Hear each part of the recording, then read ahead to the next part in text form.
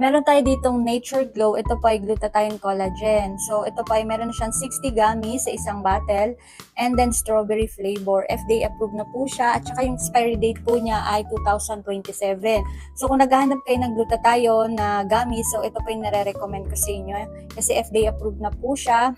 At the same time, very affordable po yung ating glutathione na to ng kay Nature Glow.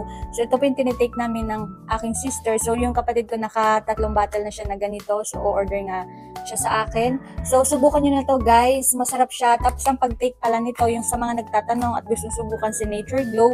So, 2 gamis po ang inyong inumin sa isang araw. So, bahala kayo kung empty or may laman ng tiyan. Kasi ako may laman na yung tiyan.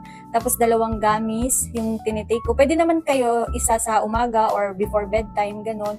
So, nasa inyo naman yan. Kasi ako, may laman na yung tiyan ko. After lunch ko siyang iniinom. So, 2 gamis na yung tinitake ko sa isang araw. Ayan, 3 na siya. Buy 1, take 2 na po siya. So, 3 yung marireceive ninyo. So, kung gusto mo subukan to, ilalagay ko na lang dyan sa Hello Basket. Check out na. Thank you!